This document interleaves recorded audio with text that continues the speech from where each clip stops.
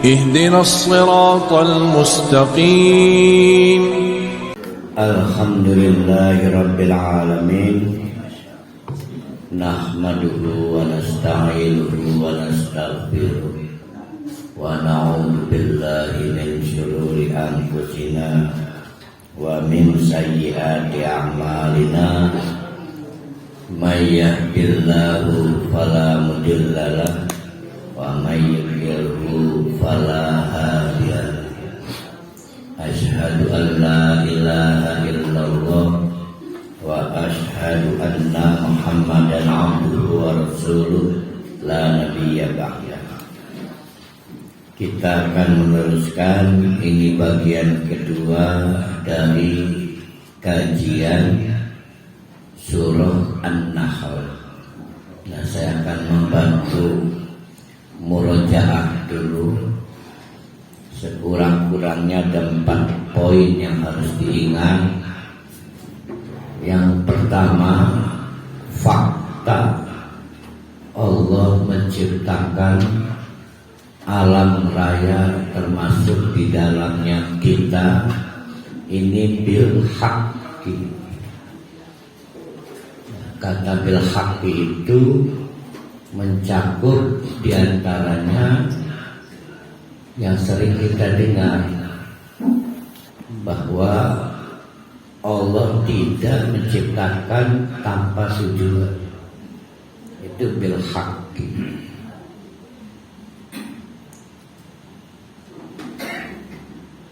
Termasuk diciptakannya kita, termasuk diciptakannya binatang. Tujuannya adalah untuk memenuhi kesempurnaan hidup kita. Mencakup kata bil haqqi juga Allah membuat nilai sehingga ada yang keliru jalan hidupnya, ada yang benar sesuai maksud jalan hidupnya. Itu mencakup kata al-haqqu juga. Tapi yang terpenting lagi dengan kata al-haqqu itu Allah secara zat, secara sifat, secara perbuatan membedakan dirinya dengan selain Allah. Yang kita duga berkuasa, yang kita duga mampu memberi manfaat, menolak madorot, sehingga banyak orang terperdaya mempertuhankan selain Allah itu. Nah, orang-orang yang kurang beruntung mempertuhankan selain Allah ini pastilah karena mereka gagal menemukan al-haq dalam penciptaan Allah. Itu poin pertama. Poin kedua, maka Allah menegakkan pembalasan. Ya. Nah, pembalasan itu harus tuntas dulu dunianya, maka orang harus menghabiskan jatah rizkinya di dunia. Mati, meneruskan hidup, nanti akan dihisab. Maka yang tidak mengenal hak akan mendapatkan balasannya di akhirat. Yang mengenal al-haq juga akan dapat balasannya di akhirat. Jadi kehidupan akhirat itu sangat masuk akal, suatu kemestian, dan bagi kita orang mukmin dibutuhkan. Ya, bagi kita orang mukmin dibutuhkan.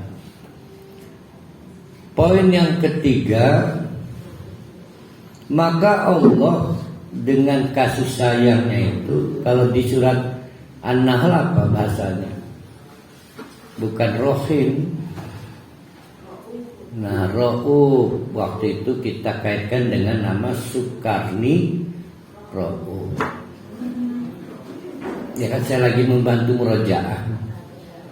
Ra'ub, dengan ra'ub itu maka diskenariokan tidak ada orang gagal sukses hidup di dunia. Diskenariokan dari berapa sudut? 3 sudut. 1, disediakannya kebutuhan penopang hidup berupa mitra hidup dari makhluk lain, yaitu binatang-binatang. Jadi binatang itu mitra hidup kita. Siapa yang ingat ada 5 fungsi turunan dari binatang-binatang sebagai mitra hidup agar kita sukses di dunia. 1, binatang yang manfaatnya untuk kepentingan sandang. 2,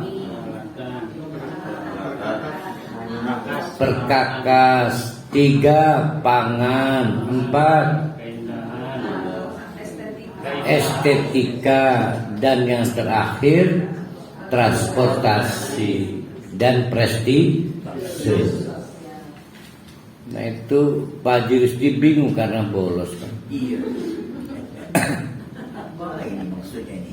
Ya pokoknya begitu aja, nanti nyontek Pak Isma. Ada 5 turunan fungsi. Dengan 5 turunan itu diskenariokan kita nggak mungkin gagal hidup berkualitas di dunia. Yang kedua, selain binatang, diturunkannya air dari langit. Maka dengan air itu ada 3 kegiatan sistem berlangsung.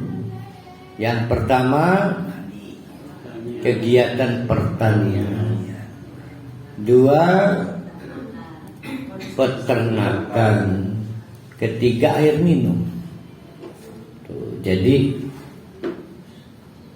luar biasa lah. Yang jadi masalah poin keempat nih sekarang. Kata Allah, semua hal yang tadi kita bicarakan, terutama poin ketiga, adalah la'ayatin, ayat-ayat. Ada 2 sistem penanda di alam raya ini. Ada yang disebut alamun. Alamun itu alam. Maka orang menghafal kalau naik ke arah selatan Pandeglang, karena konturnya naik. Maka orang mengenali dari kontur alamnya itu. Tapi kalau nyakin panas, beranu kentekan daratan, oh alang-alang. Lontar, alang-alang, batas darat, ke arah Pontang. Nah, mau ke arah Pandeglang, mau ke arah Pontang, tetap bukan ke arah Allah. Maka disebut alamatun.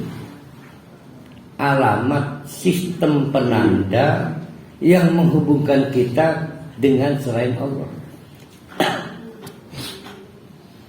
Tapi kalau sistem penanda itu menghubungkan kita dengan Allah, maka tidak disebut alamatun, tapi ayatun. Jadi ada ayatun, ada alamatun. Ayatun apapun sistem penanda yang menghubungkan kita dengan Allah. Nah, seluruh alam raya ini adalah ayatun. Kalau kita mampu 1, tadakkarun, yang kemarin kita bahas tadakkarun ya. 2, tafakkarun. 3, takilun. Tapi pintu masuknya tetap 1, namanya tashkurun. Nah itu yang mau kita rekonstruksi ya. Jadi orang sulit tadakkarun kalau tidak tashkurun. Orang sulit taqilun kalau tidak tashkurun. Orang sulit tafakkarun kalau tidak tashkurun. Poin kelima, apa beda tadzakur, tafakkur, taqilun? Di audio saya dengerin ada Bu Nena komentar ini di rekaman. Apa beda tadzakur, tafakkur, taqilun, bahkan tambahin tadabbur. Karena di anal ini digunakan 3+1. Yang 1 tashkurun, yang 3 tafakkarun, tadzakarun, taqilun. Tadzakarun itu serangkaian kegiatan tafakkarun itu serangkaian kegiatan penelitian.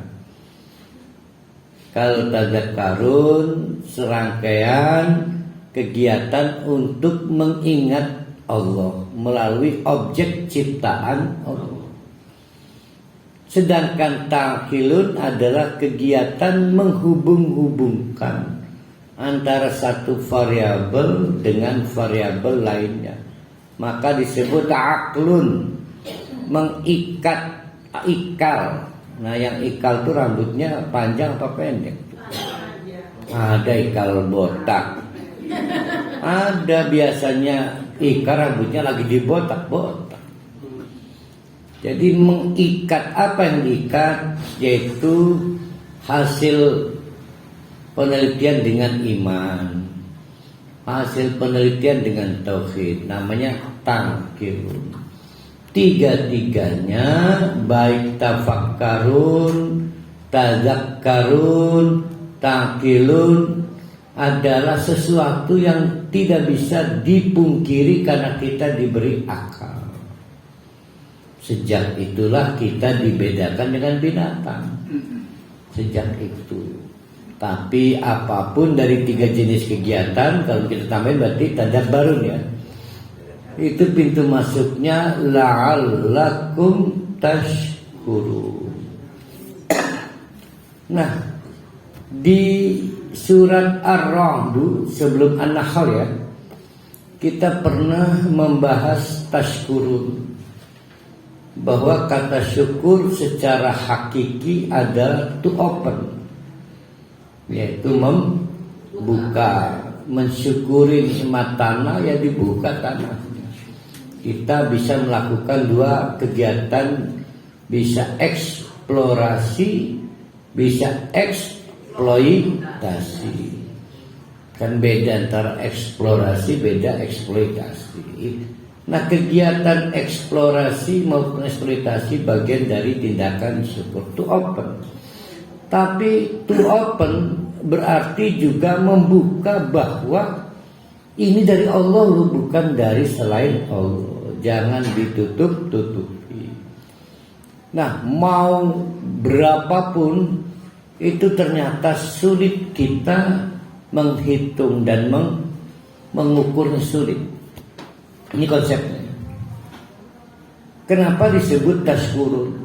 Karena tashkurun itu bukan kalkulatif, bukan menghitung, bukan mengukur, bukan juga mewadahi, tapi membuka sehingga tidak boleh ditutup-tutupi. Membuka sehingga tidak boleh mubazir.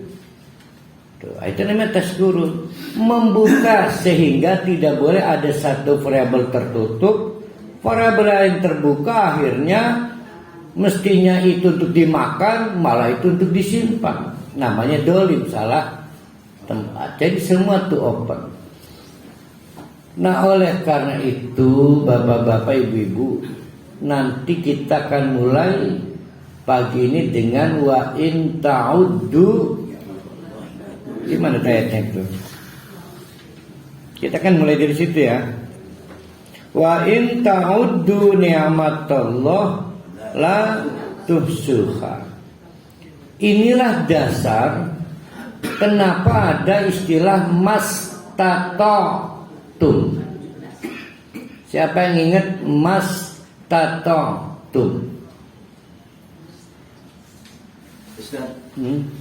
Saya mundur Ustaz pertanyaan ini. Mundur. Tentang syukur tadi itu. Oh, balik lagi. Saya pernah mendengar seorang kiai membuat definisi syukur, Ustaz. Yang dikatakan syukur itu katanya kemampuan seseorang untuk mempergunakan nikmat itu sesuai dengan perintah Allah. Bagaimana itu, Ustaz? Nah itu udah benar itu. Maka saya tadi hati-hati. Secara hakiki sudah hati-hati. Saya nggak lupa penjelasan kalimat saya. Secara hakiki, nah tadi itu secara hakiki. Tadi yang saya terjemahkan secara hakiki. Yang disampaikan Pak Jurusti udah benar, itu namanya keilmuan. Secara keilmuan syukur itu seperti itu. Nah secara hakiki syukur itu to open. Jadi saya sudah memprotek diri saya tadi dengan kalimat secara hakiki. Saya khawatir dikritik Pak Jurusi misalnya. Nah kita teruskan dulu. Wa in ta'uddu, dan jika kalian ta'uddu, orang dua pegawaian mau-maunya menghitung-hitung, mengkalkulasi, la tuhsuha,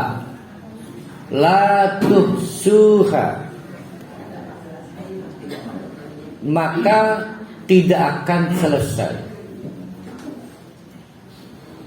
Yang selesai apa nih? Volumenya, objek yang dihitung, atau waktu yang dibutuhkan menghitung. Nah saya lebih tertarik akal kita nggak nyampe. Jadi resource sumber daya yang kita miliki untuk mengkalkulasi nikmat-nikmat Allah nggak selesai. Mau dikumpulkan para ekspor, sarjana, tukang hitung sealam raya tetap nggak selesai.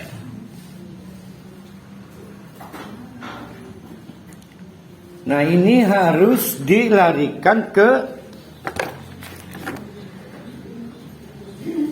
siapa yang ingat Mas Tatautum itu apa itu ayatnya itu ya? Wa'budullah mastata'tum itu apa ya?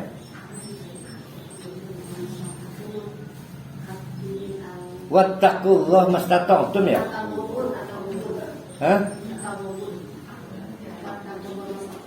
Nah, benar wattaqullah. Fattaqullah.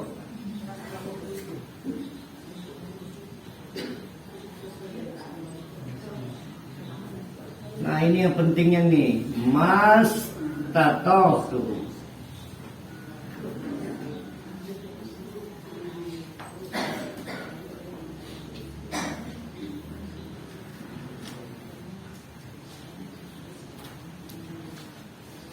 Karena sudah divonis oleh Allah kita nggak bisa mengkalkulasi nikmat Allah, maka konsep beribadah itu mastata'tum. Konsep ibadah itu mastata'tum. Nah timbul perdebatan, kita udah pernah ini setahun yang lalu nih mengkaji ini. Semampu kamu atau berdasarkan kemampuan terbaik kamu, karena dua artinya ini. Mastata'tum itu bisa artinya rendah,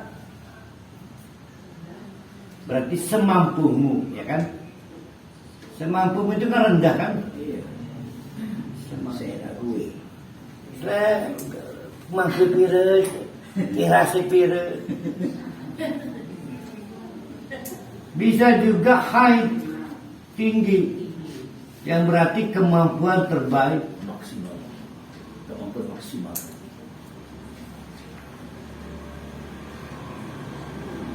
Nah saya meyakini, nah itu baik tahun dunia itu.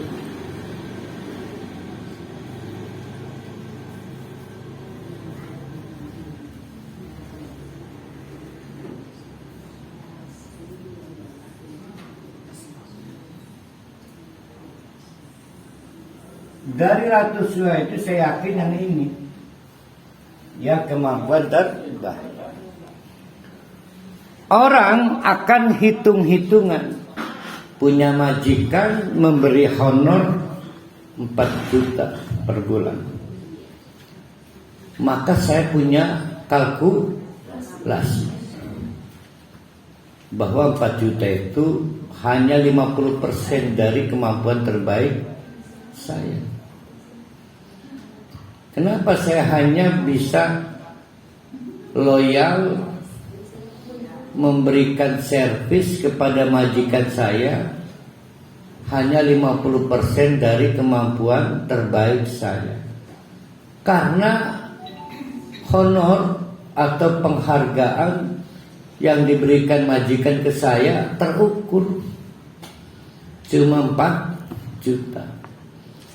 Saya ditanya, berapa harus gaji kamu supaya 100% dari kemampuan terbaik kamu? Oh, kalau gitu saya mau tanya, Bapak mengukur saya berapa? Nah, itu wajar, tawar-menawar itu wajar. Karena terukur. Ada yang bisa mengukur berapa servis Allah pada kita. Karena nggak bisa mengukur, maka gimana respon kita? Maka seanak-anak. Nah, itu namanya tidak terukur karena setitik. Karena sedikit ini mah tidak terukur saking full servisnya. Maka mastata'tum itu artinya berapa kemampuan terbaik kamu. Nah, ya. Pernah ada ustadz ceramah, saya agak keberatan. Kata ustadz, Allah itu maha tahu, maha welas dan asih. Seingat saya bukan gitu konteks, nanti kita bahas. Udahlah, kamu baru mampu sholat segini, insya Allah diterima gitu ya. Maka dia pakailah yusron di mata ya, miskola darrotin khairan yaro. Seingat saya miskola darrotin itu situasi di hisab. Begitu panik, dibayang-bayangi keputusan yang tidak sangat diinginkan masuk neraka, maka kita menggugat, mempersoalkan Allah, ya Allah, dulu saya pernah beramal remeh-temeh, saya minta dimunculkan. Don't worry, Pak Inna ma'an bukan Pak, yang kecil apa tuh? Wa ma ya'mal miskola darratin khairan yarah. Kenapa kita menjadi sangat mempersoalkan amalan-amalan remeh? Karena kejepit posisi kita di hisab itu, ya kan? Itu konsep situ. Jadi ayat itu nggak bisa dipakai untuk memotivasi orang. Kamu baru mampu sholat maghrib, dah tenang aja, karena beda. Itu yang pertama. Nah, menurut saya si Ustadz ini keliru konsep. Karena mastata'tum itu tidak mengizinkan penawaran terendah. Mastata'tum itu hanya merekomendasikan satu fakta, Allah sudah full service. Sekarang kemampuan terbaik kamu berapa?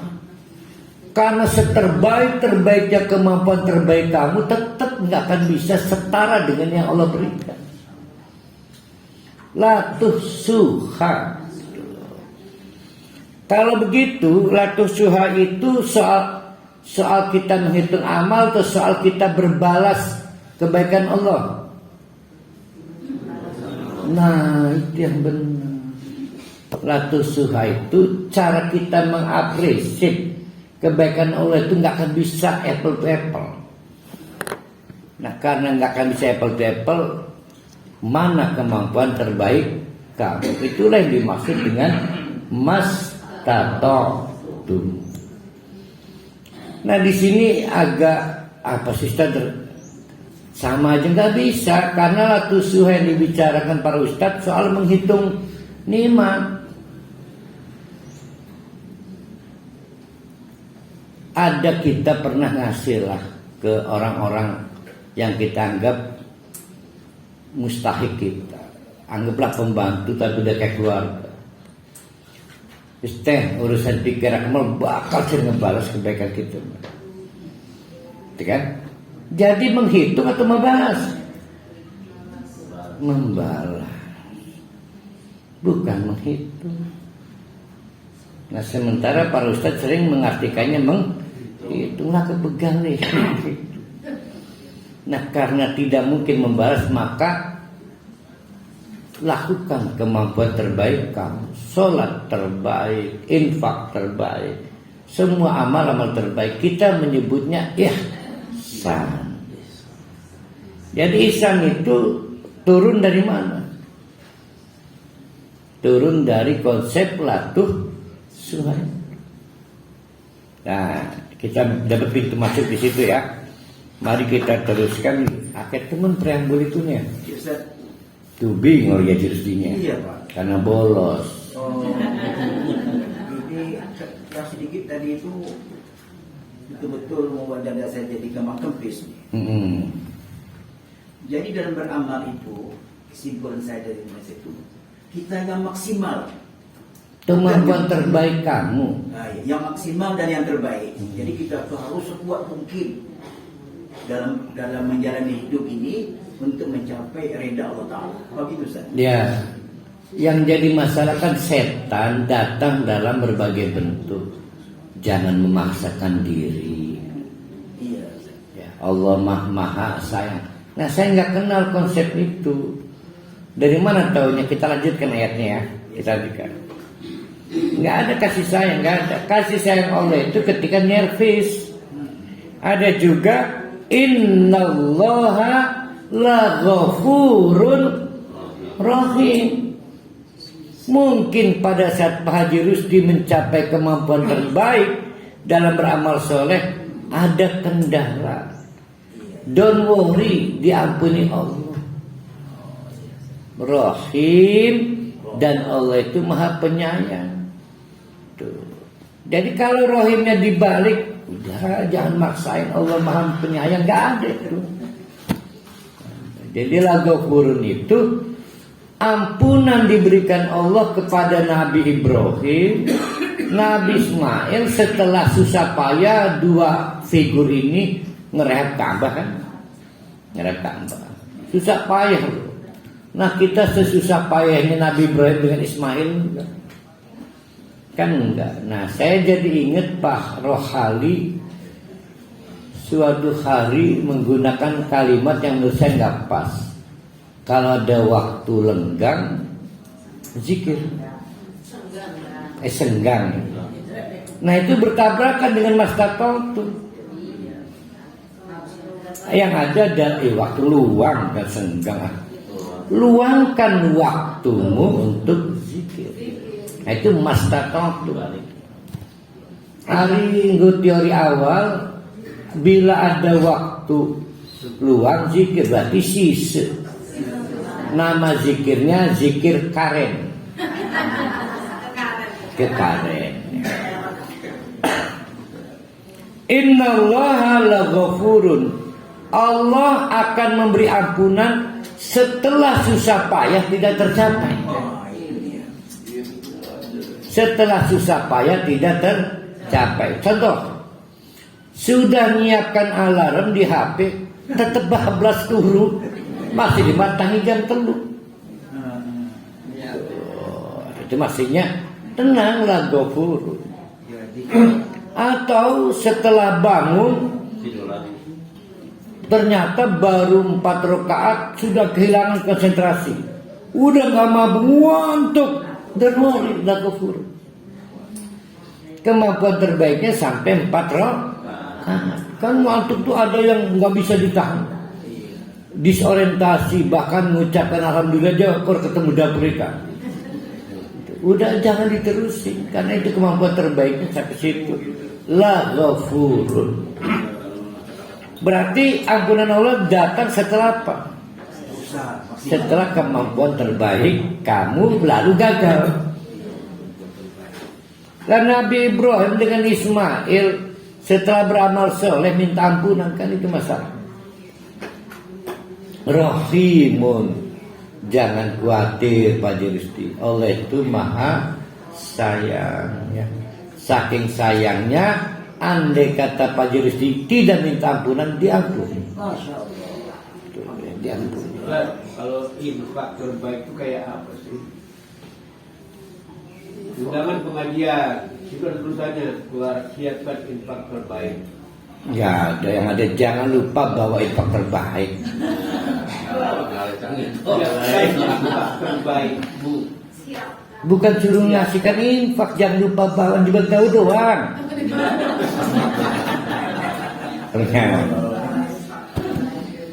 Maksudnya apa infak terbaik? Infak terbaik itu ya pasti ikhlas. Kedua, tidak berbohong pada Allah. Kudu ini masjid juta aja satu. Terus ada perih, aduh. Mau nartuku soto Lamongan topping sayap 6.001. Kalau pakai topping sayap, kalau uretan 5.000. Kalau paha 25.000. Apa gitu sate Lamongan, soto Lamongan. Kan bingung kok, aduh. Perih nggak itu mengorbankan makan soto Lamongan hanya untuk infak? Nah itu Mas Tatom itu sering jangan lupa bawa infak terbaik, digawe doang di kantong.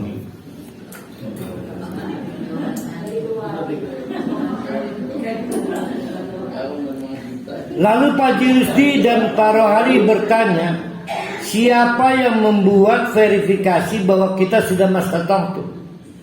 Siapa? Dijawab oleh Allah, wallahu ya'lam, Allah yang tahu. Ma tusirrun wa ma tu'linun, mana yang kamu sembunyikan dan mana yang kamu perlihatkan. Jadi sudahlah beramal yang terbaik saja. Enggak usah cari-cari klaim, bikin opini. Allah tahu mana kemampuan terbaik kamu. Ya dijawab sendiri oleh Allah. Sampai 19, kalau kita ada di jalan itu, alhamdulillah 2 peristiwa terjadi. 1 tashkurun, 2 apa? Tazakkarun. Nah, ada nggak orang gagal mengeksploitasi ayat-ayat Allah? Banyak. Dijawab oleh Allah, walladzina yad'una min dunillah. Nyatanya ada yang gagal memanggil Allah, yad'una, call memanggil Allah. Malah manggil selain Allah. Maka dikomentari oleh Allah, gimana ya? Yang dihormati itu la yakhlukuna, yang tidak punya prestasi menciptakan syai'an, sesuatu pun. Wahum yukhlakun, bahkan itu adalah objek ciptaan Allah. Syai'an dulu, saya mau syai'an. Kalau Allah bilang begini, wallahu yasha'u, ya gitu ya, sesuai kehendak Allah. Yasha turunnya apa? Syai'un.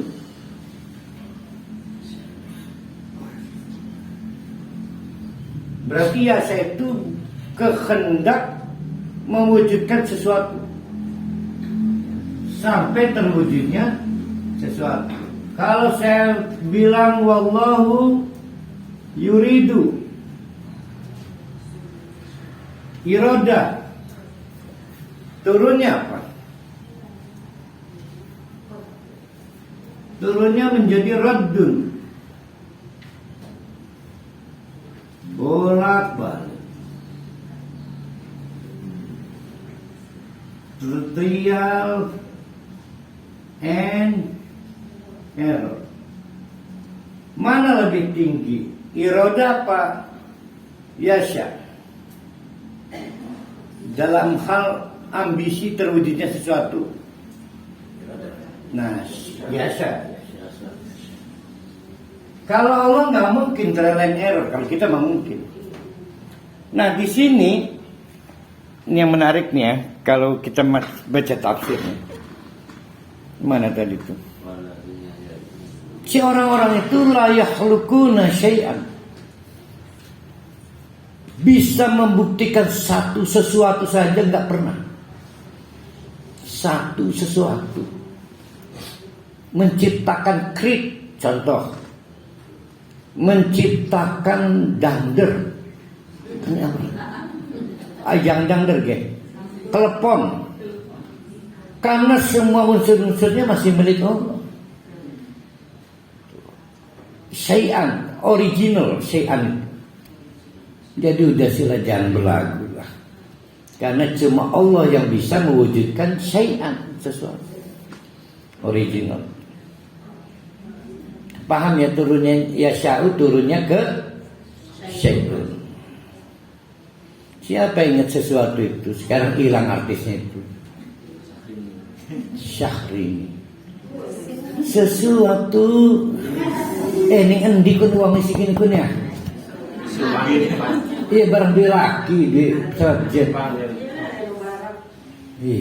Elang Syahrini sesuatu.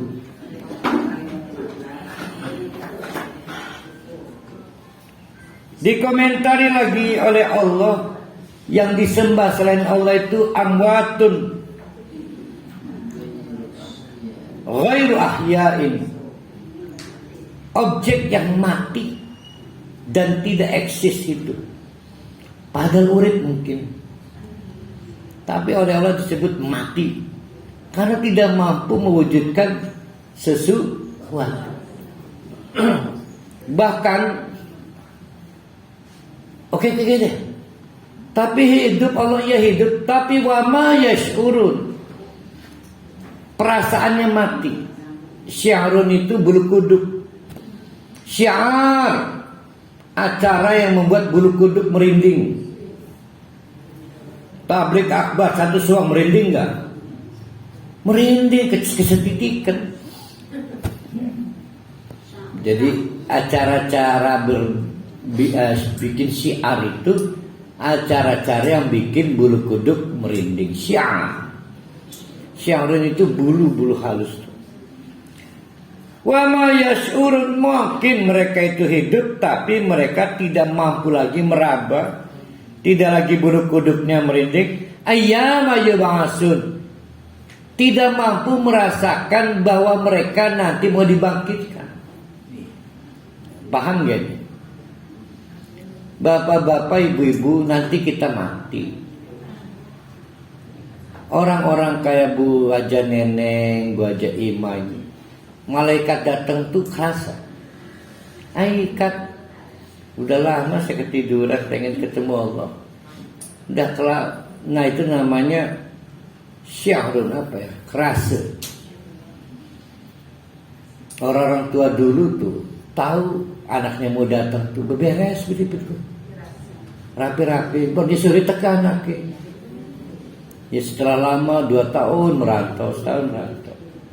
Namanya apa itu namanya itu? Firasat masih Marcel ya. Marcel firasat. Sudah masuk Islam kan?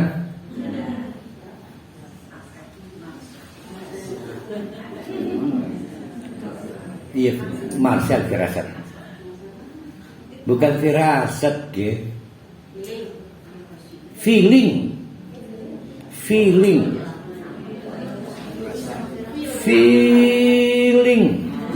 Mengapa hatiku feeling?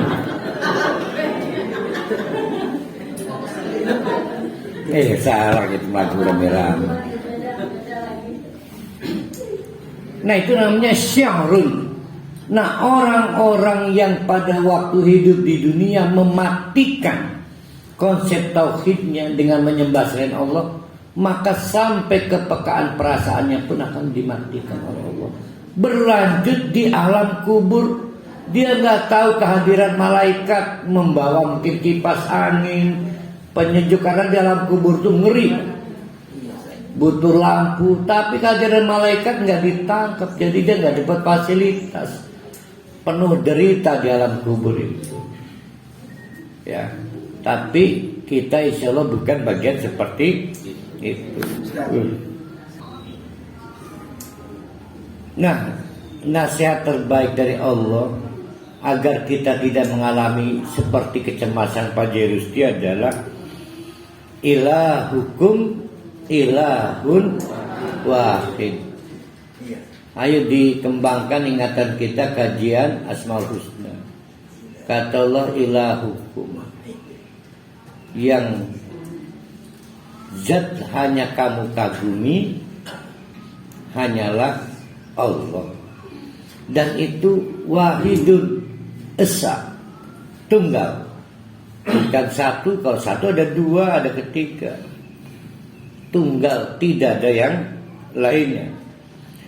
Falladzina la yu'minuna bil akhirah, maka orang yang gagal mengimani adanya hari akhirat itu kulubun mungkiratun, itu disebabkan hatinya menolak. Hatinya menolak konsep apa? Konsep akhirat atau konsep Allah itu satu? Nah, bagus. Hatinya menolak bahwa selain Allah nggak ada. Kok bisa? Ada kendala, ada istri takut suami karena ketergantungan nafkah. Ada anak takut pada orang tua karena orang tuanya tajir melintir. Dia lagi nungguin orang tuanya mati berharap waris. Ya. Ada karyawan yang terlalu lemah daya tawarnya ke pimpinan majikannya. Nah, orang-orang seperti ini mungkiroh. Enggak lah, kalau cuma Allah gawat saya bisa dipecat. Kalau cuma satu-satunya yang saya taati Allah, maka saya tidak diaku anak. Dan bla bla bla bla bla. Maka hatinya mungkiroh, menolak ke asas tunggalnya Allah. Wahum mustakbirun. Tapi anehnya, nah ini yang saya nggak paham nih. Orang yang menduakan Allah diopinikan oleh Allah mustakbirun, orang sombong. Gimana itu cara menarasikannya dia? Orang yang menolak satu-satunya zat Allah karena dia punya ketergantungan, istri pada suaminya, anak pada orang tuanya, karyawan pada majikannya, diopinikan oleh Allah mustakbir, sombong. Nah, saya coba renungkan dari malam dia. Kesombongannya karena tidak to open nikmat-nikmat. Kalau dia tuh open, la tusuha, nggak ada ruang kontribusi lain. Nah, aku ya aja nikmat-nikmat Allah itu. Pasti kata dia, memang sih suami saya sangat berjasa, tapi tenggelam di dalam nikmat-nikmat Allah. Memang majikan saya luar biasa mendukung bahagianya rumah tangga saya, tapi semua tenggelam dalam nikmat-nikmat Allah. Jadi orang-orang yang gagal memotret nikmat-nikmat Allah disebut sombong. Nah, itu. Jadi sombong itu adalah menganggap remeh nikmat Allah. Nah, itu kata-kata al-mustakbir. Wa idza qila lahum, kalau diomong mereka itu, madza anzala rabbukum, selain air hujan, apa aja yang turun dari langit?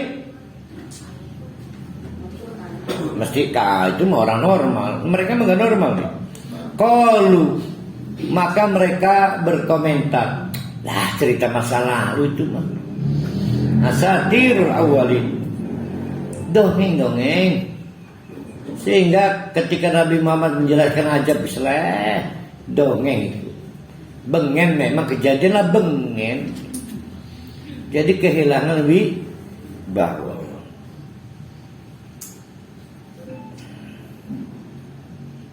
Nah, orang-orang seperti itu berarti siapa tuh? Orang-orang yang mengopinikan Al-Quran itu kisah masa lalu itu siapa berarti? Ayo siapa yuk?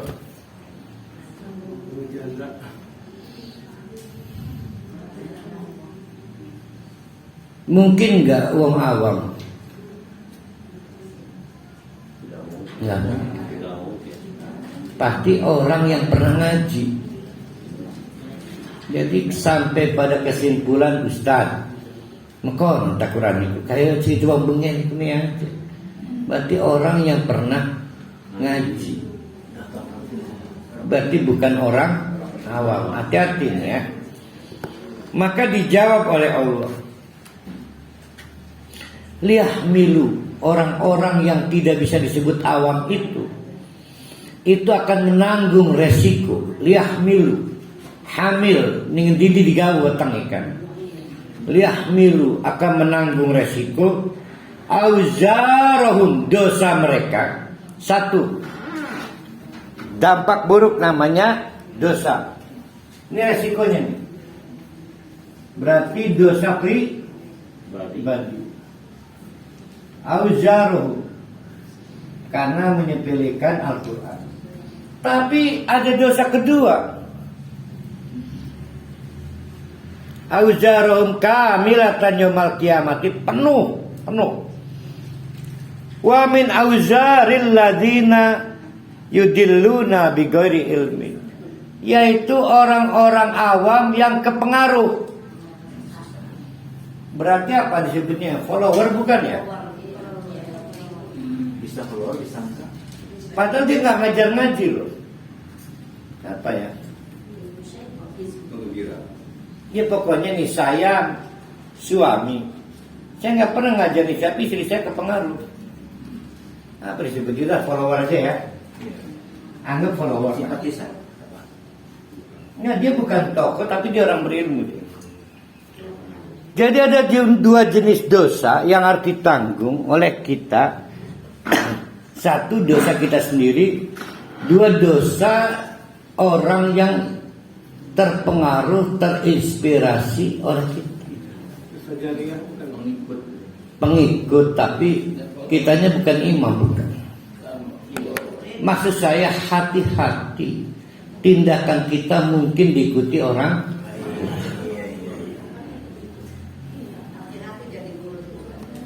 Guru mau udah terima resiko neraka gurunya.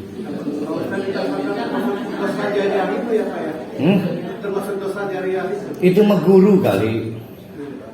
Guru itu akan terus mengalir dosanya. Guru bukan ustaz, guru. Yang guru kan waslihah.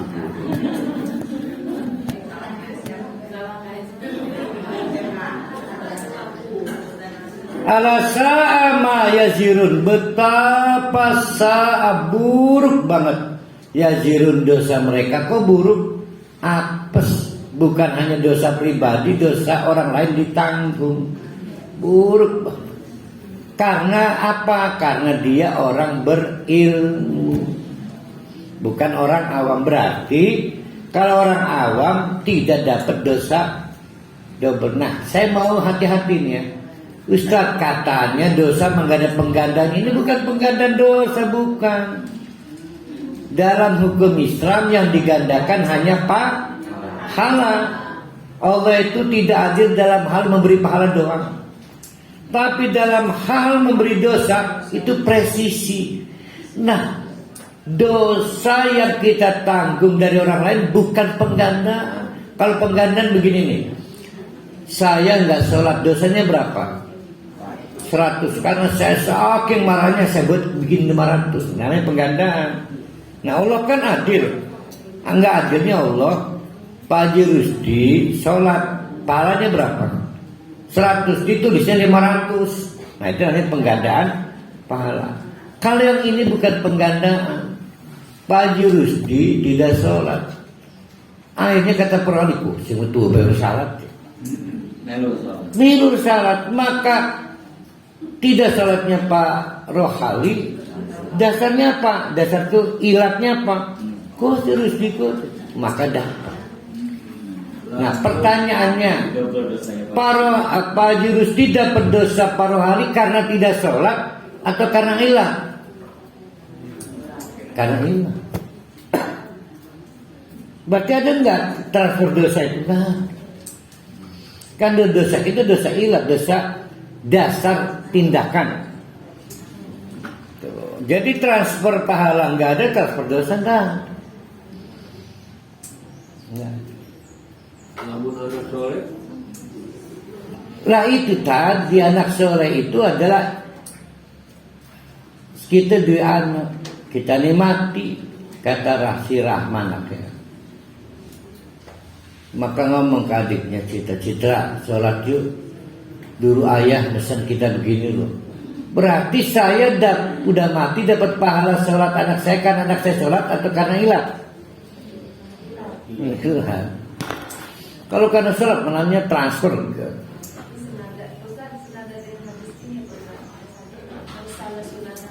Nah itu sama. Senada itu lagu. Senada cinta bersemi di dalam hatiku. Hah? Sakura, pinter Paris RM, pinter kok. Mulai gitu. Bahasa Inggris pinter, bahasa Arab pinter, nebak judul lagu pinter.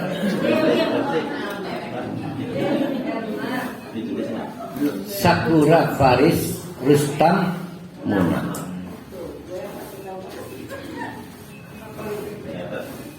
Di Iran ada perkara ini. Nanti kita bahas yang itu, yang penggandaan itu. Yang penting betapa sama ya zirun.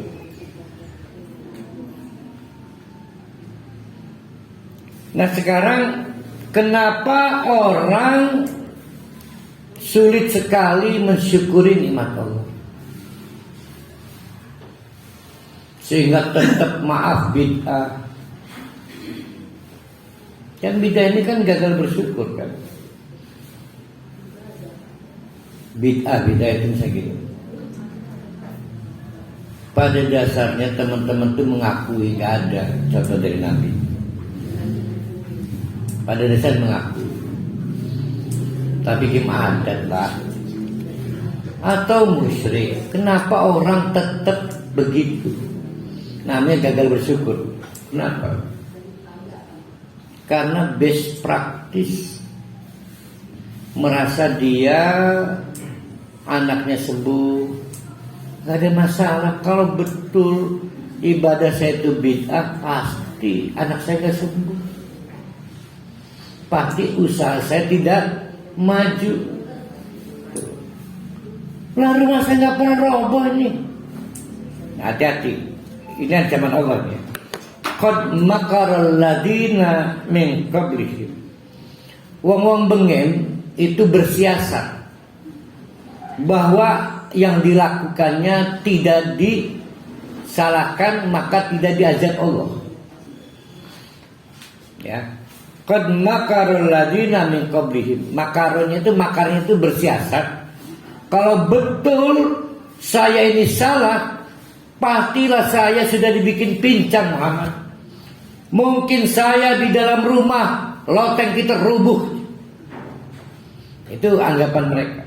Nyatanya enggak. Perekonomian maju, relasi sosial sehat. Ini orang-orang Mekah. Hati-hati. Dijawab oleh Allah begini. Fa'atallah, maka Allah mendatangkan. Hati-hati, jangan pernah punya pikiran dan pendapat Ustaz berani-berani menganggap saya bid'ah. Kalau betul bid'ah, bangkrut warung saya. Dijawab oleh Allah. Jawabannya ngeri. Fa'atallah bunyanahum. Allah mengirim azab ke rumahnya, bangunannya, bangunan usahanya, sistem produksinya, apapun yang disebut kokoh. Kalau yang dianggap kokoh, rumah tangga saya buktinya harmonis, itu bangunan. Warung saya tetap ramai, itu bangunan. Kios Bunga Dewi tetap eksis, itu bangunan. Ini yang disebut bangunan itu bisa kemana-mana ya. Apa yang diajak? Minal qawaidi, dari fondasinya. Mungkin kalau warung karyawannya dibikin saling tidak percaya. Kalau warung kios bunga mungkin orang di setiap datang mambu sangit apa sehingga nggak masuk situ. Setelah fondasinya rapuh, tiba-tiba istri cekcok pada suami, tiga fondasi ya. Fakhurra alaihi musaqfu. Atapnya jatuh tanpa aba-aba. Apa plafonnya? Blut-blut. Lah ke angin, lah ke lindu. Bahkan tidak ada kabar ngerayap. Min fauqihim sing duhur.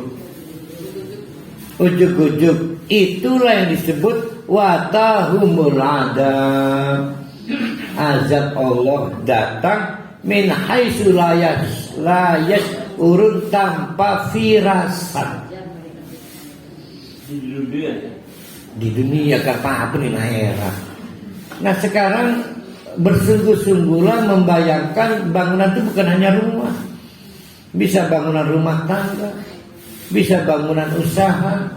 Jangan sombong merasa usahanya tidak terganggu sehingga ibadahnya nggak merasa salah padahal bid'ah. Nah itu disebut mustaqim. Iya Ustaz, jangan kamu gitu minta dibuktikan itu ya. Jangan. Berarti kata kuncinya di mana azannya itu? Pasti ingat di surat Al-Hud ada loh. Yaitu la yasurun. Di Al-Hud ada tanpa bisa didiagnosa. Ingat gak? Sehingga kalau itu bisnis tiba-tiba ambruk, kalau bisa di firasat ada nggak istilahnya manajemen krisis? Ada kan? Ada. Ini mah nggak bisa di manajemen krisisnya. Mitigasi ini nggak bisa. Lah ke firasat, lah ke apapun tiba-tiba bangkrut. Nah kalau itu terjadi sedangkan kita nggak merasa melawan Allah, itu ujian. Tapi kalau kita sedang melawan Allah, itulah azab. Jadi azab itu cirinya selalu kalau tidak layas urun, tidak ada firasat, maka tidak dapat didiagnosa. Kalau di Al-Hud apa? Tidak dapat didiagnosa. Penyakit kan di Al-Hud kan, yang dokter bingung. Nah, itu kan di Al-Hud. Nah di sini mah ada musibah yang tidak bisa difirasat. La yashuru. Ya Allah Akbar. Nah di ujung waktu akhirnya ada yang 2 tahun 3 tahun kemudian Ustaz Bardi pikir-pikir, wajar habis itu kan makanan galima bengene galima tapi kan kemudian galima itu kan namanya rekonstruksi ya. Kita mau mencapai sampai 29 ini misalnya. Kalau nggak nyampe 28. Itu di dunia Pak Jirusdi, Pak Rohali. Bagaimana dengan di neraka? Di akhirat? Maka ya summa yaumal kiamati, kemudian orang-orang seperti itu bukan berarti kalau sudah diazab di dunia selesai urusan. Karena urusan yang paling hakiki baru dimulai, yaitu setelah di akhirat. Yaumal kiamati, pada waktu kiamat, yuzihim, maka akan dipermalukan oleh Allah. Kenapa dipermalukan coba? Karena biang keladi bid'ah itu adalah soal status sosial. Orang takut miskin, sosial bukan, gengsi bukan. Maka orang gak berani meninggalkan bid'ahnya, bukan miskin, gak berani kan.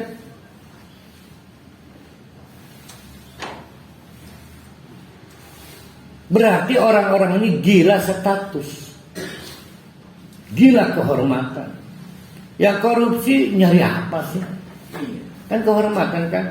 Maka kehormatan itu akan dibalik oleh Allah dengan yuhzim, dipermalukan. Kita tahu cara Allah. Kalau di anak digerebek mahasiswa kan dibudot, ditelanjangin kan. Tapi zaman medsos begini Rafael juga udah dipermalukan, Sambo dipermalukan, Teddy Syah dipermalukan, Teddy Minahasa, Teddy Syah ini ke pemain sinetron. Ini sih menyakin guru ya si Teddy Syah itu ya. Menyakin guru kayak make gitu tuh, mudah-mudahan enggak ya. Ketemu di mana? Ini film, ini sinetron.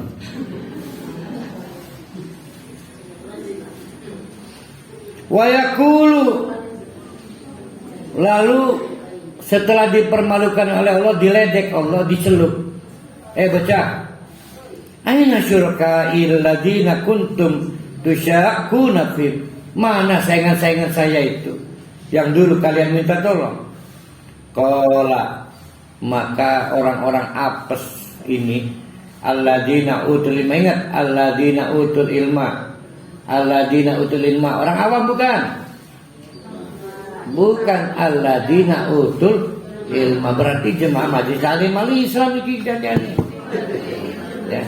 Orang-orang yang ngaji itu ngomong innal hijya, kehinaan al-yawma hari ini, wasu'a alal kafirin, dan keburukan memang layak untuk orang-orang kafir. Jadi nggak bisa protes lagi. Jadi orang berilmu itu susah mengakui kecuali nanti di akhirat nanti.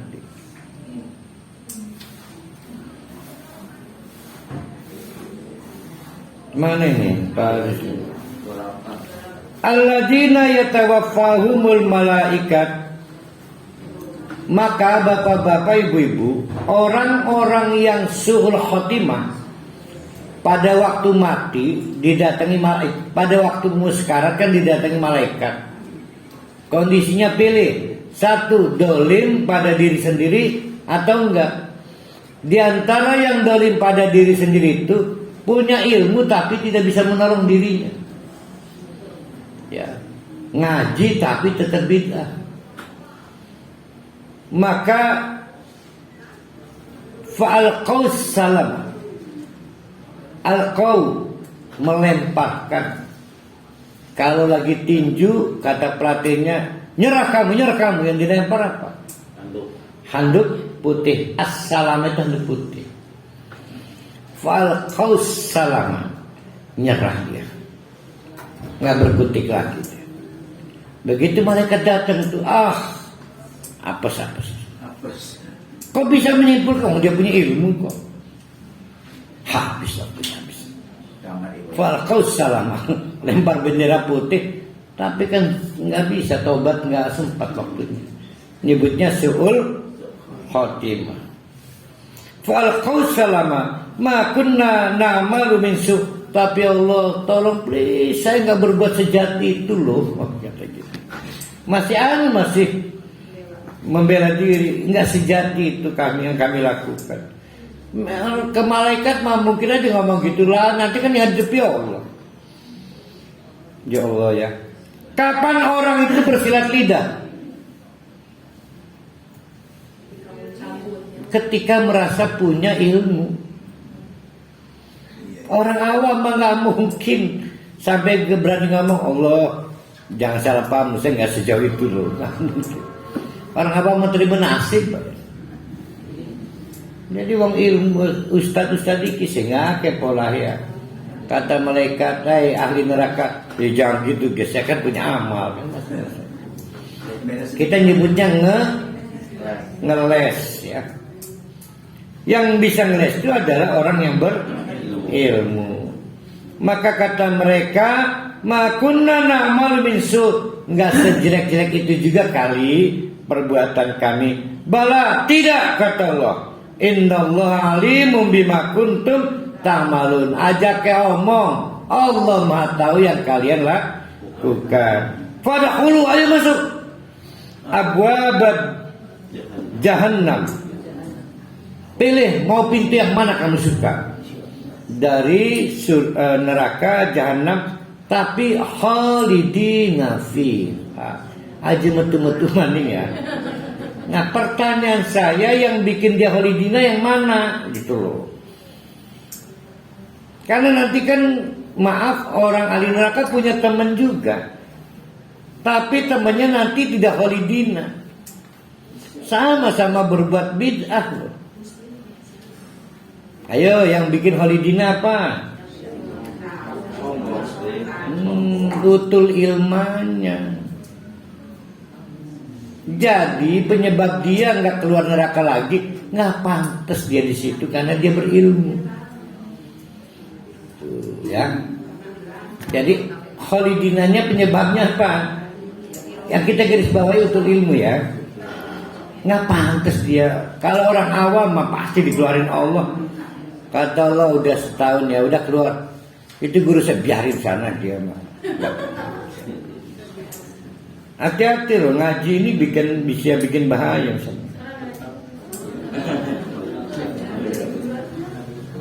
Fala bisa maswal mutakabbirin.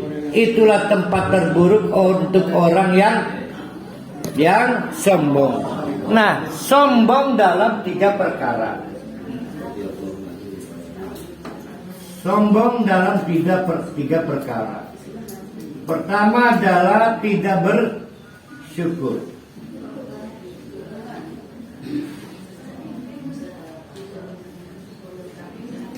Yang kedua adalah tidak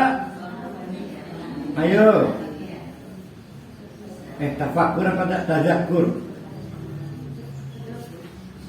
Tadakur, belum nyampe tadabur kita. Yang ketiga, dolim pada ilmunya. Ya kan, daripada diri sendiri juga ilmu, tapi tidak digunakan. Nah, inilah 3 kesombongan yang menyebabkan dia kehilangan kesempatan keluar dari neraka. Kan yang kita pelajari dari ayat 1 kan 1 la'allakum tashkurun, 2 la'allakum tadzakkarun. Kita belum nyampe tafakur. Nah, yang ketiga ada kasus khusus dikasih ilmu tapi dia dolimi linafsihi. Nah, dolimnya karena ilmunya tidak digunakan pada tempatnya. Maka 3 faktor itu sudah cukup menggembok dia di neraka selama